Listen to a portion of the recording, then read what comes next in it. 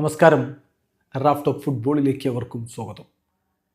നാളെ FC ബാഴ്സലോണയും VRLും തമ്മിൽ ലാ ലീഗയിൽ ഏറ്റുമുട്ടുകയാണ്. നാളെ രാത്രി ഇന്ത്യൻ സമയം 8:45 ആ കളി. ആ കളിക്ക് പക്ഷേ ബാഴ്സയുടെ സൂപ്പർ താരം പെഡ്രി ഉണ്ടാവില്ല.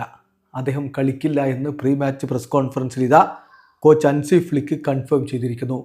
Pedri is out of the game tomorrow എന്നാണ് അദ്ദേഹം ഇന്ന് പറഞ്ഞിരിക്കുന്നത്. അദ്ദേഹം പറഞ്ഞ് പെഡ്രിക്ക് അദ്ദേഹത്തിൻ്റെ ക്വാഡ്രിസെപ്പിൽ ഒരു ഡിസ്കംഫേർട്ട് ഉണ്ട്.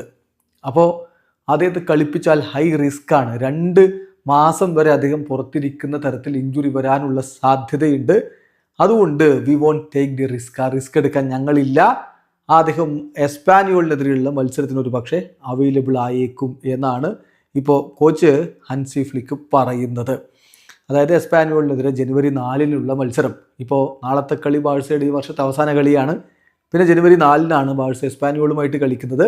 അതിന് പെഡ്രി അവൈലബിൾ ആയേക്കും എന്നാണ് കോച്ച് ഇപ്പോൾ പറയുന്നത്.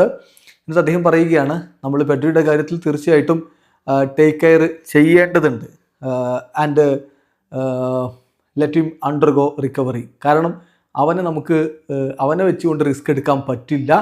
അതാണ് ഇപ്പോൾ ചെയ്യാവുന്ന ഏറ്റവും നല്ല കാര്യം. നമുക്ക് വരുന്ന മത്സരങ്ങളിലേക്ക് അവനെ വേണം. എസ്പാനിയോളിനെതിരെയുള്ള കളിക്കും സൂപ്പർ കപ്പിനും ഒക്കെ അവൻ അവൈലബിൾ ആകുമെന്നാണ് ഞാൻ വിചാരിക്കുന്നത്. We have to adapt because we have great quality in the team എന്നാണ് കോച്ച് പറഞ്ഞത്. ഇപ്പം ഡിയാരിയോ AS പെഡ്രിയുടെ കാര്യത്തിൽ ഒരു വിശദീകരണം നൽകുന്നുണ്ട്. അതിങ്ങനെയാണ്: പെഡ്രിയുടെ ഡിസ്കംഫേർട്ട് വന്നത് ഗോത്ലജറക്കെതിരെയുള്ള മത്സരത്തിന് ശേഷമാണ്. അവൻ 2 ദിവസത്തിന് ശേഷം അവൻ ട്രെയിനിങ് നടത്തിയിട്ടുണ്ടായിരുന്നു വെള്ളിയാഴ്ച. പക്ഷേ ഡിസ്കംഫേർട്ട് സ്റ്റിൽ ദെയർ.